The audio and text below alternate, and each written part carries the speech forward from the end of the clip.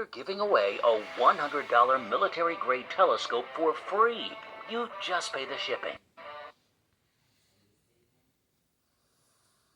So our trailer starts off with Amanda, played by Julia Roberts, and Clay, played by Ethan Hawke. And right away, I can tell you that this is some type of boss babe. She's up ready to go. She's already rented an Airbnb, made plans without this slob in a white t-shirt still laying in bed. You know, I like Wikipedia's definition of a cliche. A cliche is an element of an artistic work, saying, or idea that has become overused to the point of losing its original meaning or effect, even to the point of being weird or irritating, especially when at some earlier time it was considered meaningful or novel. Yeah, I was just going to say that's a nice place. So they arrived at this rental in Long Island with their two children, Archie and Rose. Good times, right? Wrong. The TV is out, there's static on the screen. When was the last time you guys saw static on your flat screen? So there's no TV and the Wi-Fi is out.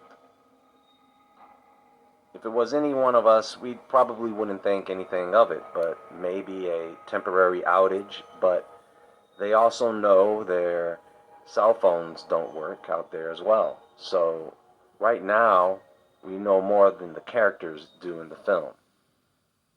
So this is a night scene, and I'm assuming they've gone all day without the internet or any type of communication service. They hear a knock on the door, and Amanda's first thought is, grab a bat. Not, oh, let's see who's at the door. No, get a bat. We're going to bust some heads. Now, before we go any further, I've got to say, there is this race and class element peppered throughout this story. Starting with Amanda's distrust for this guy, George, played by Mahershala Ali, and his wife Ruth, played by Myha'la Herrold. Apparently, they are the owners of the rental, as the trailer tries to add a sense of suspense by making it seem like they've stumbled into some parallel universe. Amanda says, "This is your house? How could that be?"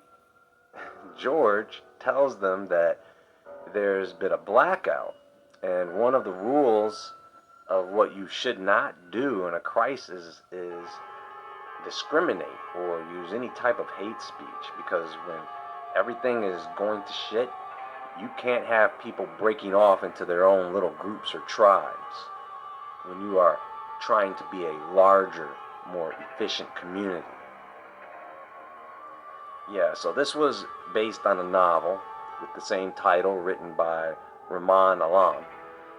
I haven't read it, but I did look into it, and from what I've seen, the novel has mixed reviews, mainly due to the way it's written. But there is no telling what elements Netflix was able to throw in there. So he explains there's been a blackout, and Amanda wants to give him a hard time about the contract and what it says about it in case of an emergency and what her tenant rights are. She doesn't want them to stay there, and I get it. But this is one of the themes that is constant, where nobody knows anything. It looks like Ruth doesn't want them there, which is strange because they paid to be there, so they should expect tenants. It was George and Ruth who decided to show up because the power went out in their other home. So this shot is what I like to call the M. Night Shyamalan effect, where you throw something into the story to make it creepy but offer no explanation, because nobody is going to be able to think up a scenario where deer are congregating to stare down your house in the middle of the night. So the trailer tells us that there are ongoing cyber attacks across the country, which explains a lot. but that's only part of the problem. There are loud noises that crack glass. On screen, the characters don't know where the sound is coming from, but the author in the novel eventually tells us what the noises are off camera. So maybe they'll reveal what the loud noises are in the film. It looks like there is going to be this long, drawn-out tension plot between these characters where Amanda doesn't trust George and Ruth, mixed in with some other suspicions and tensions between the characters. So in this shot, the trailer makes it seem that Kevin Bacon doesn't appreciate visitors, but that's Danny, who lives somewhere near the rental house and is a friend or acquaintance of George. Danny says he would do anything to protect his family, then they show you a clip of Clay's family. It's trailer trickery. Are you under $27,000 income a year? Get free unlimited data on a smart tablet with no hidden fees or gimmicks. Our tablet... Sorry, Israel.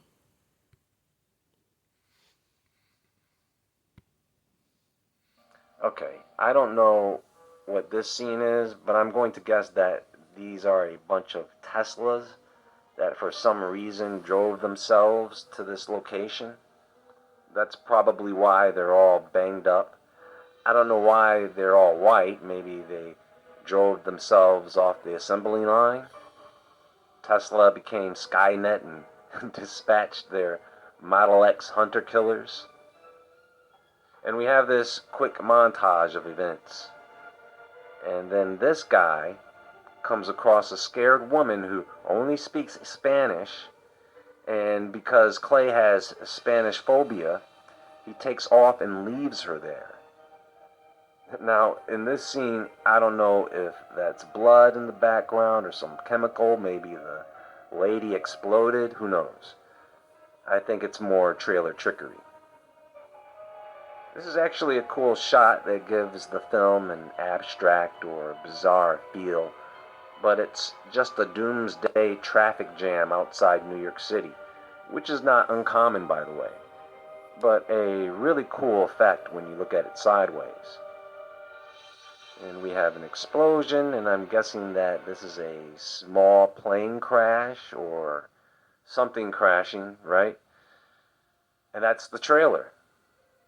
Now, going over the reviews and looking through the summary, looking at the R rating, there are probably bloody scenes, which leads me to believe that there are some death scenes and sex. I recall one reader of the novel claiming a sexual undertone in the book. The tensions between race and class are also an element.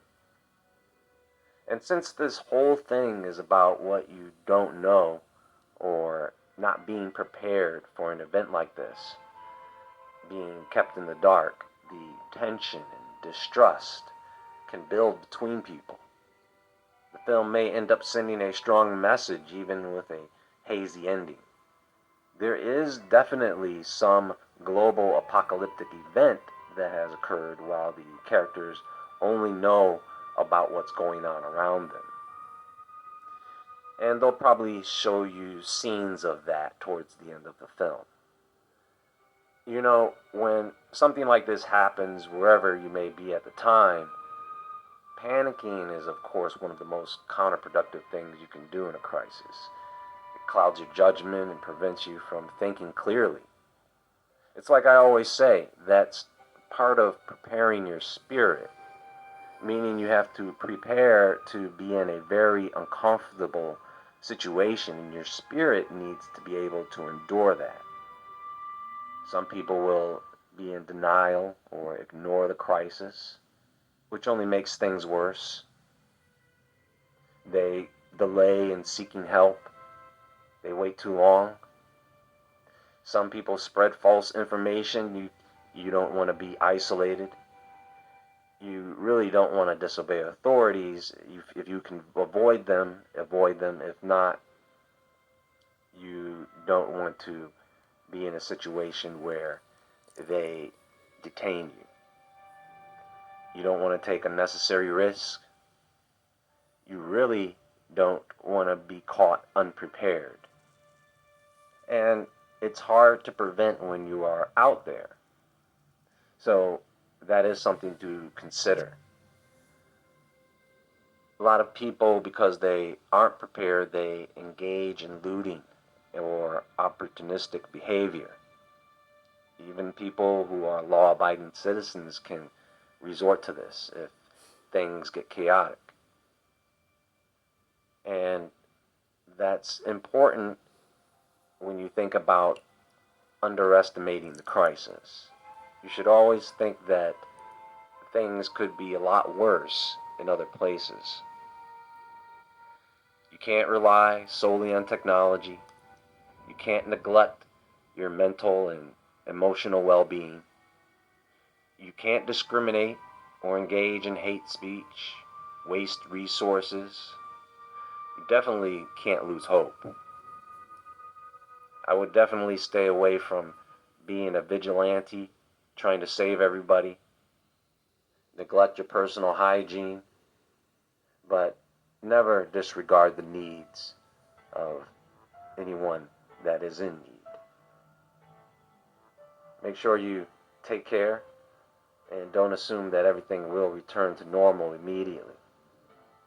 Once the immediate crisis has passed, it's essential to plan for recovery and long-term resilience.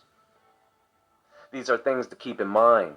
This month, I keep telling folks, it is not the month to be caught out there.